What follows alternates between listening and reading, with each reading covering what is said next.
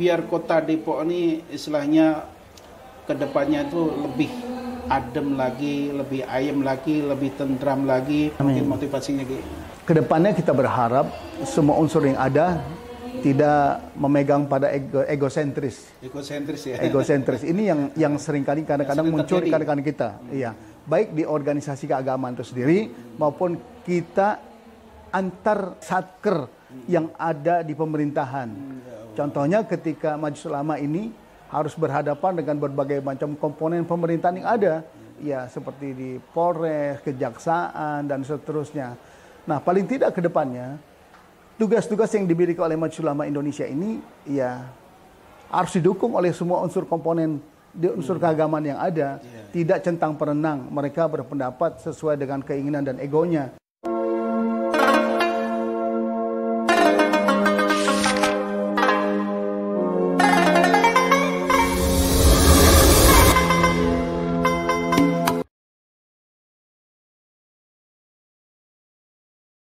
Assalamualaikum warahmatullahi wabarakatuh. Waalaikumsalam warahmatullahi wabarakatuh. Alhamdulillah, terima kasih pemirsa sudah menyempatkan diri untuk melihat podcast dari Majelis Ulama Indonesia Kota Depok. Episode yang kedua insya Allah kita akan hadirkan yaitu narasumber dari ulama, yaitu Dr. Kiai Haji I.I. Nasyari Muhammad.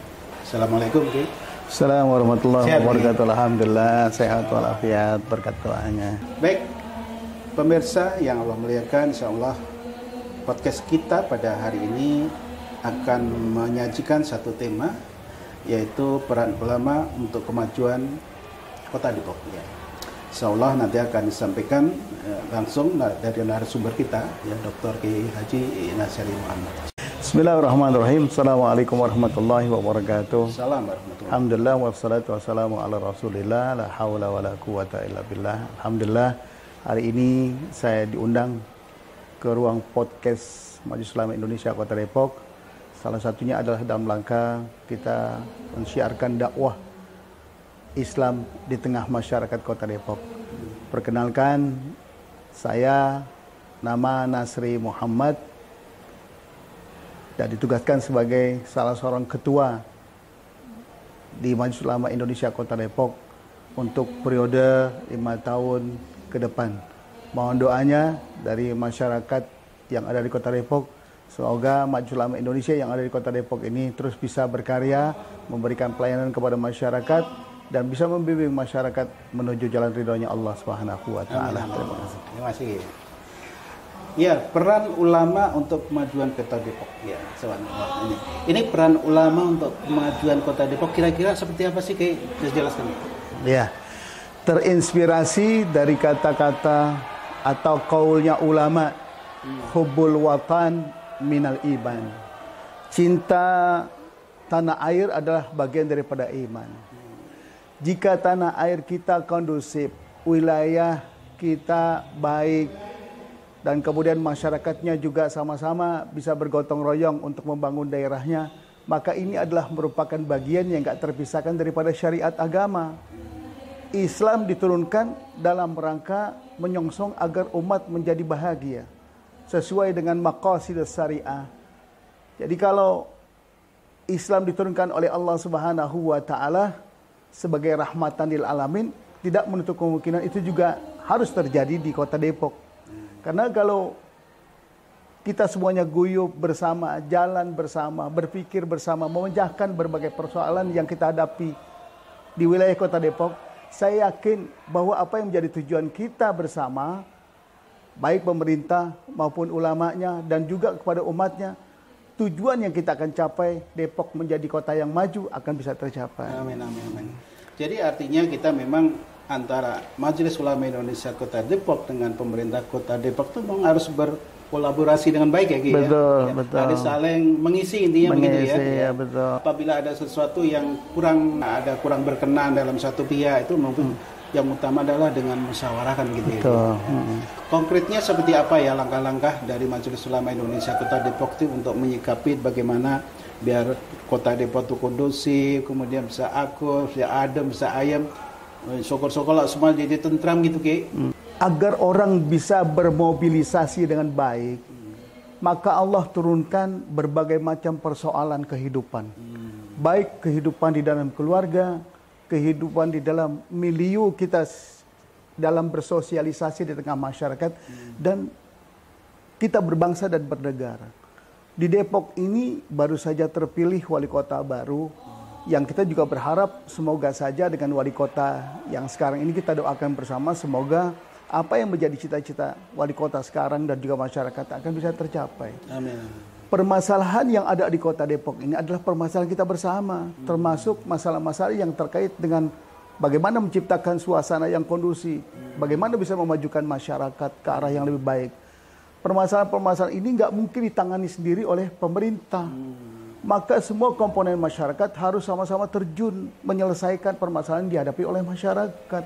Nah, oleh karenanya pemerintah sudah membuka peluang untuk menyelesaikan semua permasalahan yang ada. Bagaimana kemudian Majelis Ulama berperan dalam hal ini? Maka tugasnya salah satu Majelis Ulama adalah memberikan fatwa terkait dengan permasalahan-permasalahan keumatan yang bisa kita arahkan untuk mencapai tujuan yang diharapkan oleh kita bersama. Karena biar bagaimanapun tidaklah mungkin satu masalah keagamaan diselesaikan oleh Majelis Ulama secara sendiri. Dan tidak juga kemudian pemerintah melepaskan tangan dari masalah-masalah yang dihadapi oleh masalah keagamaan oleh Majelis Ulama Indonesia. Semuanya kita urung rebuk. Itulah yang kata Allah di dalam Al-Quran, innamal mu'minuna ikhwatun fa'aslihu baina akhwaikum wattaqullah. Itu yang disampaikan oleh Allah. Jadi kalau ada permasalahan yang timbul, urung rembuk itu, musyawarah itu adalah merupakan solusi yang terbaik. Wasyawirhum fil amri fa idza azamta fatawakkal 'ala Allah. Jadi kalau ada permasalahan, musyawarah itu adalah bagian yang terpenting untuk bisa kita pecahkan bermasyarakat. Semua komponen masyarakat sudah bergerak sesuai dengan fungsinya, sesuai dengan tupoksinya. Kepolisian berperan dalam rangka mengamankan situasi kondisi masyarakat yang ada di lingkungan. Pemerintah dalam hal ini, wali kota dan seluruh jajarannya adalah memberikan berbagai macam regulasinya untuk bisa menyelesaikan juga masalah-masalah keumatan, masalah-masalah kebangsaan, masalah masyarakat. Dan Majelis Ulama Indonesia, dan di situ ada pakarnya, ada keulamaan, ada tokoh-tokoh kemasyarakatan kumpul menjadi satu. Itu salah satunya adalah sama kita untuk menyelesaikan persoalan yang terjadi di tengah masyarakat. Yang orientasinya sama adalah bagaimana kondusivitas, bagaimana kesuksesan bersama ini bisa kita raih. Karena saya yakin bahwa visi dan misi Kota Depok adalah visinya sama-sama punya tujuan, yaitu dalam rangka memajukan, mencerdaskan kehidupan masyarakatnya. Masyarakat miskin bisa dibantu untuk mencari solusi jalan keluarnya. Kemudian anak-anak yang terbengkalai di tengah jalan juga. Dan ini harus diadopsi oleh pemerintah untuk diambil langkah konkret ke depannya untuk bisa mereka keluar daripada jeratan-jeratan kesulitan di dalam hidupnya. Nah, oleh karena itu di sini kita dituntut peran Majelis Ulama Indonesia untuk sama-sama berjalan di atas koridornya, khususnya dalam bidang keagamaan, dalam rangka menyelesaikan semua persoalan yang dihadapi oleh masyarakat yang ada di Kota Depok. Iya, baik.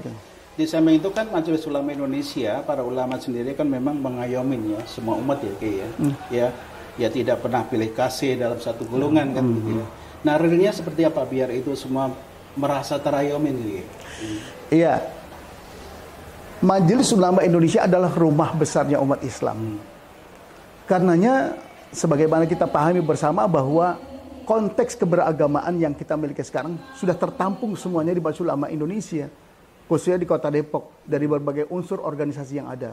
Karena mereka sama-sama setelah mereka diundangkan dalam sebuah lembaga negara, mereka diakui oleh negara sebagai sebuah lembaga organisasi keagamaan, maka rumah mereka adalah di Majelis Ulama Indonesia.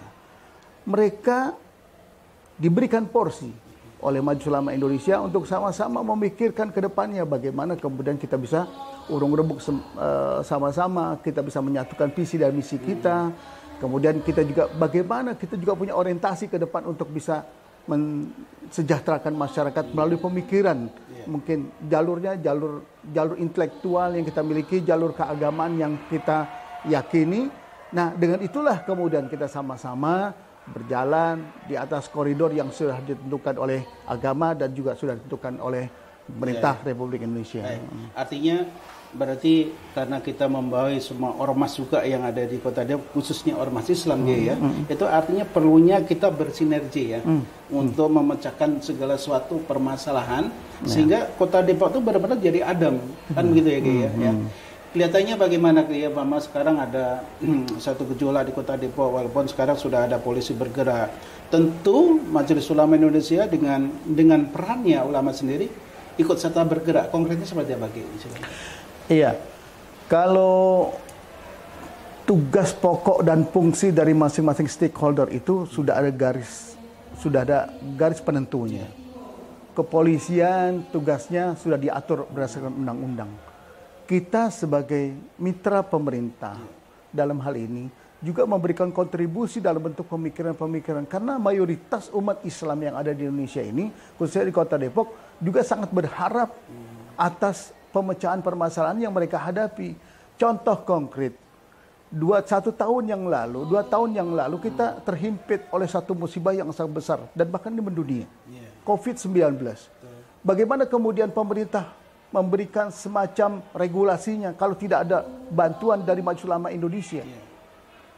Ketika pemerintah memberikan sebuah warning kepada masyarakat untuk tidak melakukan sholat berhimpitan, bergandengan, tapi harus dengan sebuah aturan. Aturan ini harus didampingi oleh sebuah keputusan fatwa. Ada rujukannya. Ada rujukannya. Sehingga akhirnya ketika pemerintah melakukan sebuah aturan yang masyarakat tidak boleh melakukan sholat berdampingan, berhimpitan, maka disitulah keluar fatwa Majelis Ulama Indonesia. Kota Depok pun kemarin mengeluarkan itu. Nah, oleh karena itu Majelis Ulama Indonesia sudah memberikan semacam bagiannya dari tugasnya kepada pemerintah dengan memerintahkan, dengan meminta, dengan mengeluarkan fatwanya bahwa masyarakat harus menjaga physical distancing. Itu salah satu contohnya. Sholat Jumat dengan 2 atau 3 kali masa sholat, ya tidak hanya dilakukan pada saat zuhur, tapi pada saat Jumat tepat pada waktunya, mungkin bisa jam 1 atau jam 2, tergantung kapasitas yang dimiliki oleh masjid di masing-masing wilayah. Nah, oleh karena itu kita bekerja sesuai dengan tugas kita masing-masing. Nah, tugas Majelis Ulama Indonesia terus menggandeng pemerintah, sama-sama kita memberikan kontribusi yang sebaik-baiknya untuk kebaikan dan kebaikan buat masyarakat. Itu salah satu kontribusi nyata dari Majelis Ulama Indonesia. Betul. Baik, Ki. Jadi selain tupoksi yang sudah diatur oleh pemerintah, regulasi yang ada, kemudian dari Majelis Ulama sendiri juga ada peran-peran khususnya, Ki, ya. Artinya memang bersinergi itu sangat diperlukan, musyawarah kalau ada masalah sangat diperlukan, kan, Ki, ya. Jadi kira-kira, Ki, bagaimana biar Kota Depok ini istilahnya kedepannya itu lebih adem lagi, lebih ayem lagi, lebih tentram lagi. Mudah-mudahan semua juga rezekinya makin berlimpah seperti apa. Amin. Mungkin motivasinya Ki. Iya. Kedepannya kita berharap semua unsur yang ada tidak memegang pada egosentris. Egosentris ini yang seringkali kadang-kadang muncul di kadang-kadang kita. Iya. Baik di organisasi keagamaan itu sendiri maupun kita antar satker yang ada di pemerintahan. Contohnya ketika Majelis Ulama ini harus berhadapan dengan berbagai macam komponen pemerintahan yang ada, ya seperti di Polres, Kejaksaan dan seterusnya.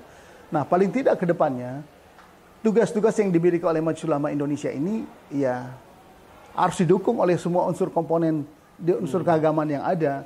Tidak centang perenang mereka berpendapat sesuai dengan keinginan dan egonya. Tapi bagaimana kemudian mereka juga berperan aktif memberikan sumbangsih pemikiran dalam bentuk kontribusi kepada Majelis Ulama Indonesia, yang kemudian Majelis Ulama ini kemudian berkolaborasi menyelesaikan menjadi solving problem, supaya nanti pada waktunya kita akan serahkan kepada pemerintah, dalam hal ini pemerintah Depok, untuk segera diberikan solusinya kepada masyarakat agar terjadi apa yang diharapkan oleh kita, Kota Depok menjadi baldatun thayyibatun wa rabbun ghafur. Itu yang kita inginkan ke depannya. Jadi ini kita sudah banyak penjelasan dari narasumber kita. Atas perhatiannya, kurang lebihnya mohon maaf lahir batin. Assalamualaikum warahmatullahi wabarakatuh.